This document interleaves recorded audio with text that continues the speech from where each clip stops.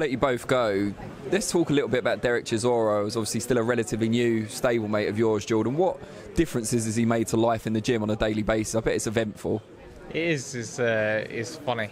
He's a big character, and he's somebody that comes across completely different when you don't know him than he is when you know him. You know, he's a good character. He's so funny. You know, the biggest thing that I've learned from him is that when he fights, he has 55 guys burgers waiting for him in the change room, just so everybody don't go hungry. So you know, I thought they were all for him. Yeah, no, half of them are, but half of them aren't. So you know, that's what I've learned from him. So we're going to put a special request into Eddie, because when I go back into that change room after beating up Tinoco for 12 rounds, I'm going to be hungry and I'm going to need some burgers.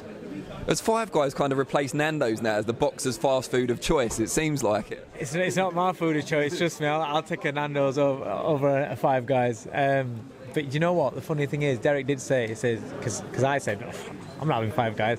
And he did say, you know what? He says, you'll be hungry. He says, and the more you're watching everybody eat, you'll get hungrier and hungrier and hungrier. You'll end up having one. And do you know what? I did end up having one. So, yeah, they are nice burgers.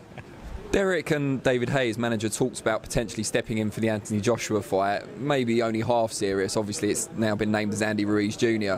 Is that kind of a blessing in disguise, in that you've got now more time to work with Dereck before his next fight? Of course, you know, whenever you switch trainers, you need to have time to adjust and you need to have time to settle in. Don't get me wrong, he settled in really well. It's just that we had the wrong opponent, or the opponent had the wrong mindset. You know, it looked like a perfect opponent. 17 knockouts out of 17 wins, coming to war, talking it big, dressing well at a press conference. You know, looking $1 million, but then he fought like he was worth 50p. That's just no good. No good for somebody.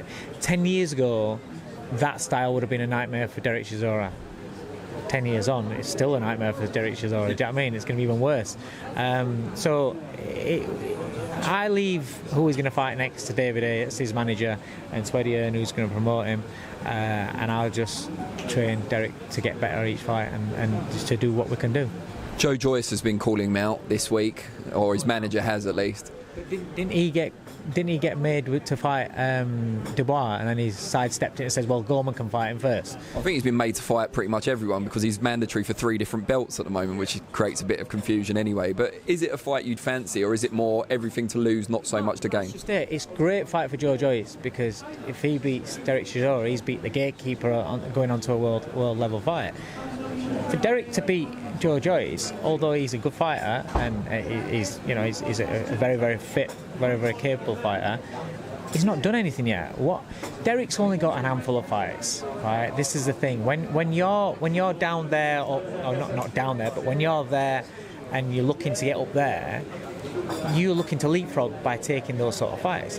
When you're there, what is the avenue? What are you going to get by beating somebody there? Is beating Joe Joyce going to get Dereck Chisora a mega fight and get him into a position to fight for a world title? Is beating somebody like a Joseph Parker going to get him nearer to a world title?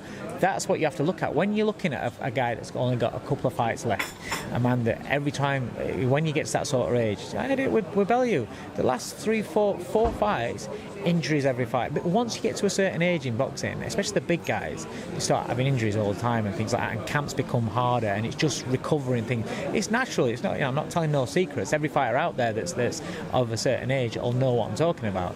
So once you get to that, it has to be worth it at the end of it. It's like I was fuming in the ring in the last fight, because for me, the Gashi fight ended up being a complete waste of a camp, a waste of wear and tear on Dereck, and a waste of a fight when you've only got an handful of fights left. It was a complete waste for him. You know, the only thing that we took from that was that I learnt that he does listen in the corner, and he does do well with the instructions. So we had a good amount of time to get used to each other in a fight before we go into a threatening fight now. But what I'm saying with Joyce or somebody else, Joe Joyce has everything to gain. Dereck Chisora's got nothing to gain in that fight, apart from fans will be like, oh yeah, we want to see that fight. But ultimately, when you come to the end of your career, down to that sort of period of your career, you can't just look to fight for the fans. Dereck wants to please the fans because he wants to give a good fight, but you have to be realistic in what that fight's going to do for you.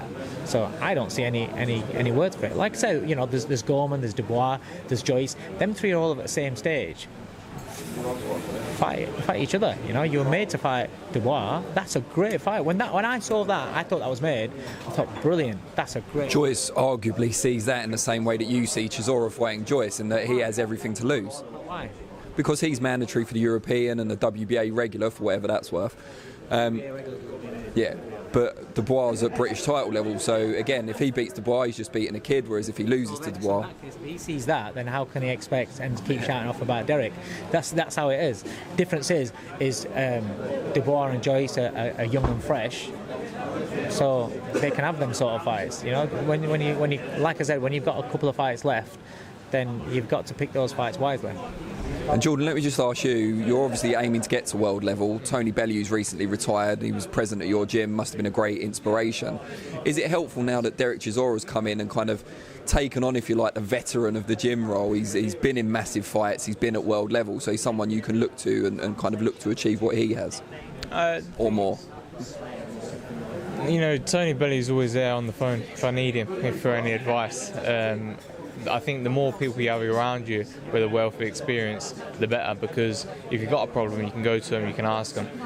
In boxing, who's experienced more or knows more than Tony Bellew, Del Boy, Dave? What positions have they been in boxing? That Even your dad as well, of course. Well, yeah. I mean, obviously at an amateur level, but you know, in the pros, it's a different game. So you know, I've got all these people on hand. So it's a recipe for success, and you're seeing that when I perform every fight now, because I am drawing from their experiences, I am learning from their mistakes, learning from their failures and from their successes. I think that's the most important thing. Brilliant. Well, I wish you the very best of luck on Friday night. I hope you put on a great show for everyone. Dave, appreciate your time as always. Best of luck. Thank you.